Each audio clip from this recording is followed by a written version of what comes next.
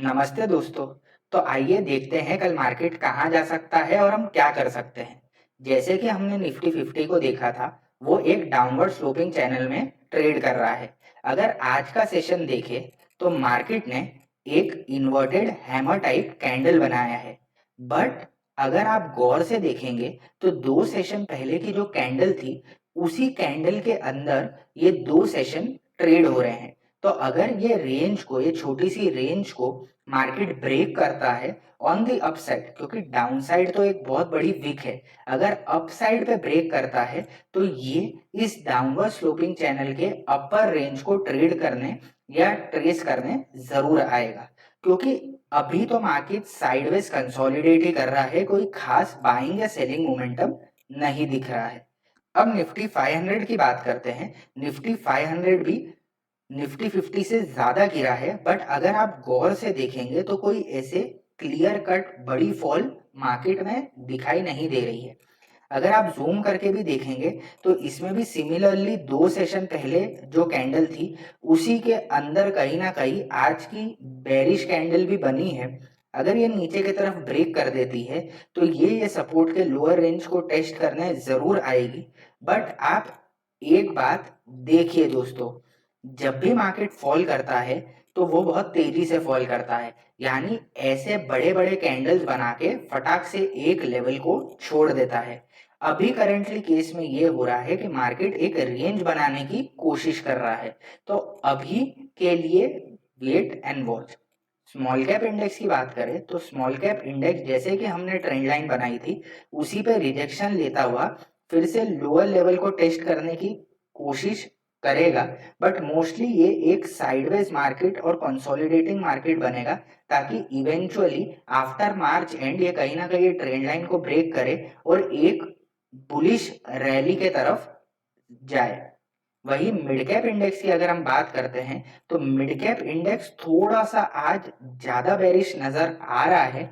But similarly दोस्तों, आपको ये समझना पड़ेगा, मार्केट में बेरिश मूव भी आते हैं, बुलिश मूव भी आते हैं और साइडवेज मूव्स भी आते हैं।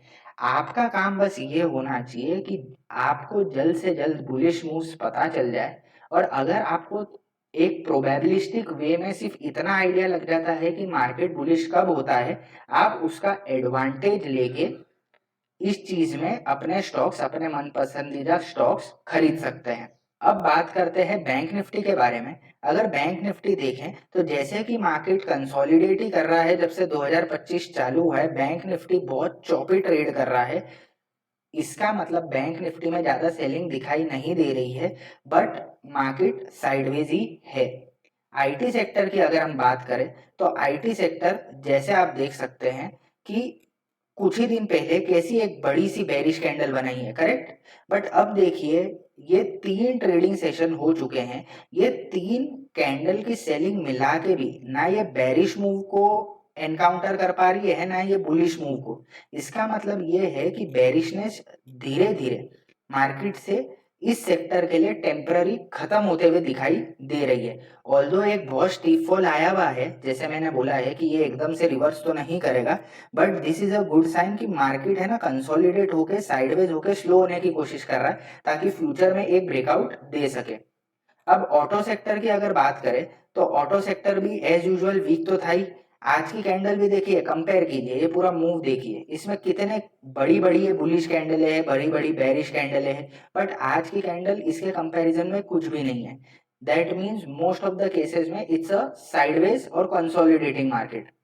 फाइनेंशियल सर्विस सेक्टर की बात करें तो जैसे हमने बोला था कि ये बहुत अच्छा कंसोलिडेट कर रहा है और ये होल्ड भी कर रहा है अपने लेवल को। मतलब आने वाले समय में जब मार्केट एक रैली देगा तो फाइनेंशियल सर्विस के सेक्टर के स्टॉक्स पे खासा निगरानी रखिएगा, क्योंकि हो सकता है यही एक बुलिश मूव आपको देके जाए। एफएमसीजी सेक्टर की बात करें तो एफएमसीजी सेक्टर भी एक फॉल के बाद इसी लेवल को होल्ड करने की कोशिश कर रहा है। 3 दिन से एक ही रेंज को ट्रेड कर रहा है, अगर बाई चांस जिस भी तरफ ब्रेक करेगा उस तरफ एक मोमेंटम आ सकता है। मेटल सेक्टर की बात करें तो जैसे कि हमने देखा था कि मेटल सेक्टर ने एक बहुत स्ट्रॉन्ग बुलिश कैंडल बना के अपने 2025 की ये पूरी रेंज को ब्रेक किया है। अब इसके सामने नेगेटिव कैंडल कंपेयर कीजिए ये बड़ी सी बुलिश कैंडल से, ये कुछ भी नहीं है। दैट मीन्स मोस्टली या तो ये इस रेंज की अपर बाउंड्री को टेस्ट करने फिर आएगा और रीटेस्ट करके एक नया मूव लगा सकता है। इसलिए मेटल सेक्टर भी अपनी निगरानी पे रखेगा, मेटल स्टॉक्स को भी अपनी निगरानी पे रखेगा। अब बात करते हैं फार्मा सेक्टर की, तो फार्मा सेक्टर भी कुछ खास कर नहीं रहा है। ऑल्दो रेड में क्लोज किया है, बट मोस्टली इसे भी एक कंसोलिडेटिंग या साइडवेज मार्केट ही कंसीडर किया जाएगा, क्योंकि यहाँ पे भी देखिए एक ही रेंज के अंदर ये 3 ट्रेडिंग सेशन हो चुके हैं। अब बात करते हैं रियल्टी सेक्टर की, तो रियल्टी सेक्टर नेगेटिव दिख रहा है मोस्टली। ये अगर मार्केट रिवर्स नहीं होता तो this will be the first sector जो ये लो को टेस्ट करने सबसे पहले आए, क्योंकि इसका रीजन है, देखिए आप पीछे जाके देखेंगे ना, तो क्या हो रहा है कि रियल्टी सेक्टर पिछले 1 साल से नीचे ही गिर रहा है, तो उसमें बेरिशनेस तो बहुत आ चुकी है। बट हाँ, एक पॉजिटिविटी ये है कि मार्केट के जो नीचे साइड के मूव है वो छोटे होते जा रहे हैं।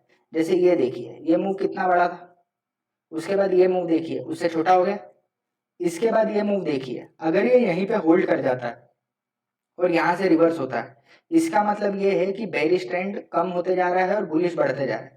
ऑल्दो अभी भी मैं आपको बता दूं, रियल्टी सेक्टर में भी ऊपर से सप्लाई बहुत ज्यादा है, यहाँ से लोगों ने सेल किया, यहाँ से किया है, यहाँ से किया है, यहाँ से किया है, तो एकदम से वी शेप रिकवरी तो इसमें भी पॉसिबल नहीं है।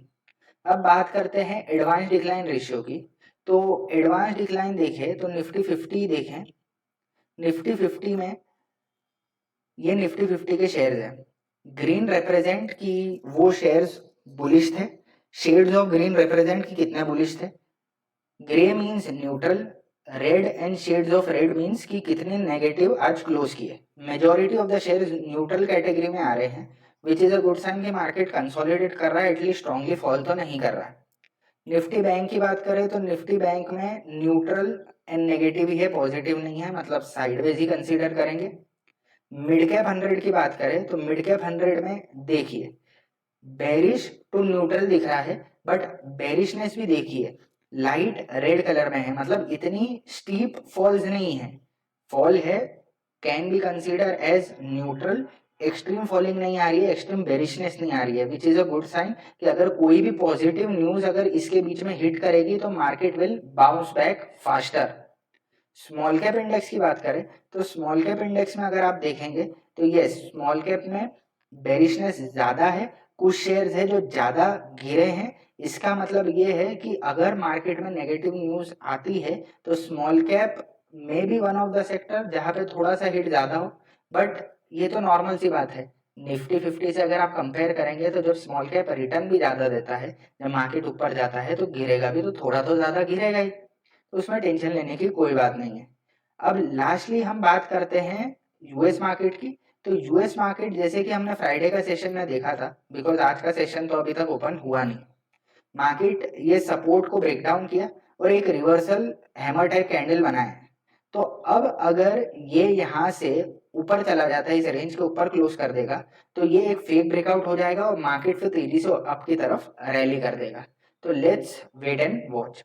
यूएसडी आईएनआर की बात करेगा तो जैसे कि हमने बताया था कि यूएसडी आईएनआर एक रेंज के अंदर ट्रेड कर रहा है, मोस्ट ऑफ द केसेस में ये इसी रेंज में टिका रहना चाहिए।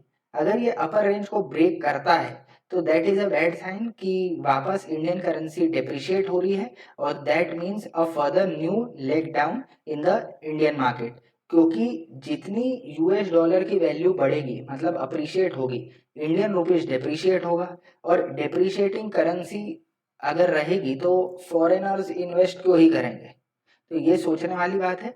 तो आज के लिए बस इतना ही दोस्तों, थैंक यू।